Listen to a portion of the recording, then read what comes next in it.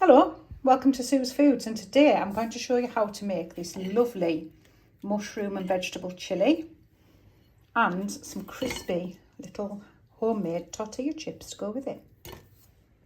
So let's go.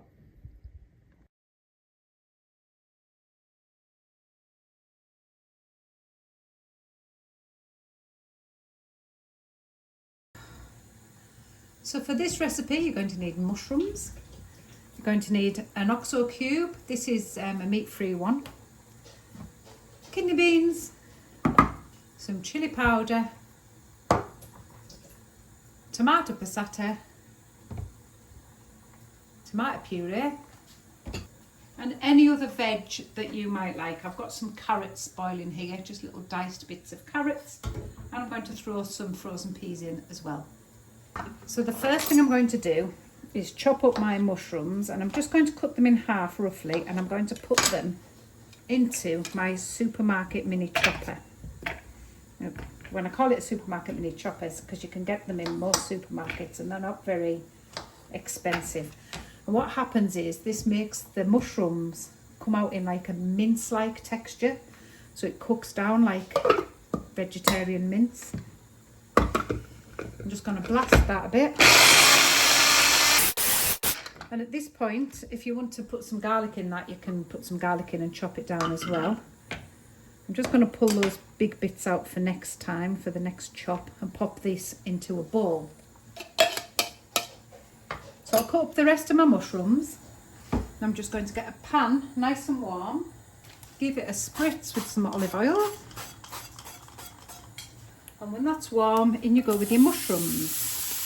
You'll see that those mushrooms make quite a big pan full, but they'll break down a bit. Sprinkle in your oxo and give it a stir.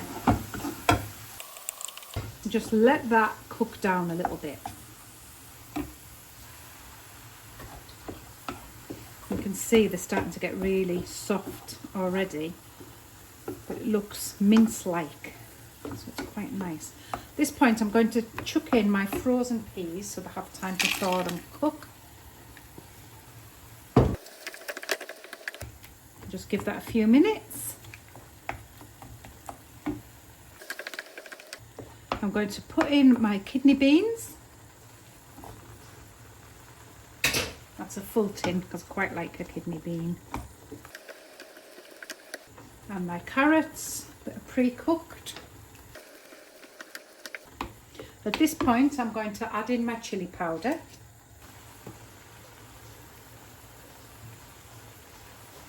Give it a stir, and then I'm going to plop in a big blob of tomato puree.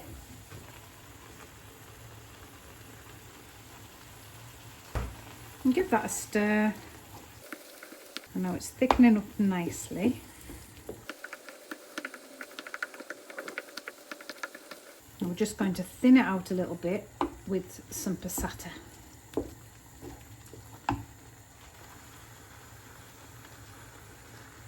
You just need to add a little bit at a time and get it to the consistency that you like. Now it's time to give it a little taste. Check it's hot enough.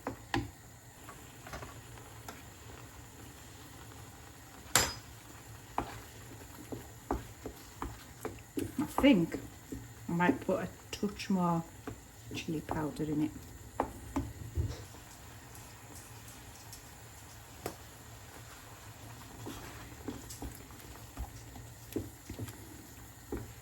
And you can always add dried chili flakes as well, or real chilies if you like, of course. Right, I'm just going to let those flavours all blend into each other and mature, as like a proper chef would say, which I'm not. And there we have our lovely chili. Dead quick, dead easy, really delicious.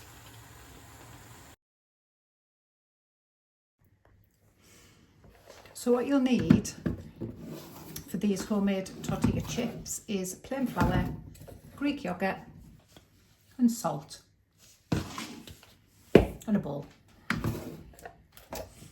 So this is the amount of Greek yogurt I've got left. I'm going to make a mental note of where that sits on the pot, because I need 1 part yogurt to 2 part flour.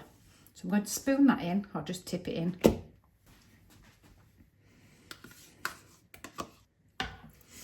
And I'm just going to fill this little container up to where it was, about there, with flour twice.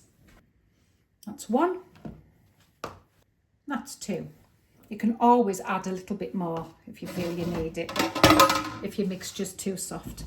Right, we're going to just stir that in. I forgot to add the salt. We'll just add a little bit of salt to that and stir it in. And at some point, get your hands in, nice clean hands, and squeeze it all together. Turn it out. You can see there's still a bit of flour left, so we'll just pick that up. And we're going to go and find a rolling pin. So we're going to roll this out as thin as I can get it. You might need a touch more flour just to stop it sticking. I'm going to try and get it about the size of my pan, but nice and thin, as thin as you can without it breaking up. Pop a pan on the heat. You don't want to be putting any oil in it or any fat, anything like that.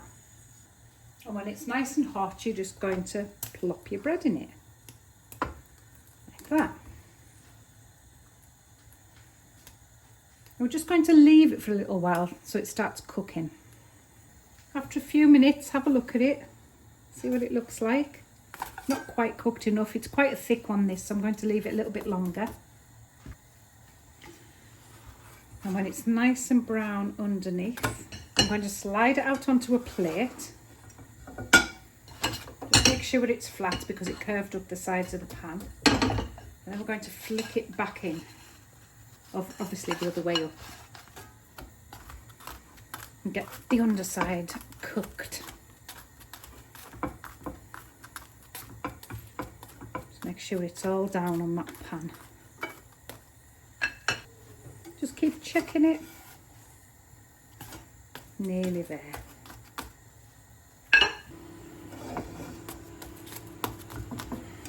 And there you have a delicious flatbread.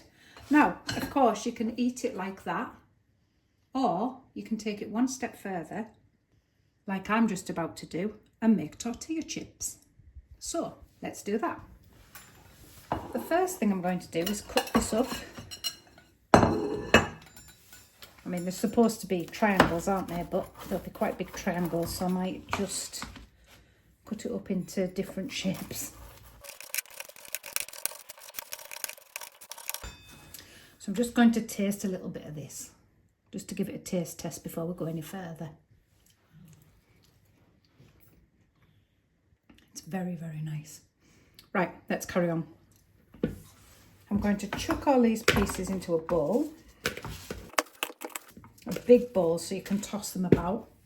I'm going to give it a glug of olive oil, some salt, some pepper, some garlic flakes, and I'm going to toss. Now I'm going to pop these into the air fryer for about 5 minutes. I've just evened them out a little bit and they're just going to go in for about 5 minutes. And there we have a mushroom and vegetable chili with homemade tortilla chips. Let's give it a go. Super crunchy. Lovely, lovely. So, give it a go, see what you think. Let me know.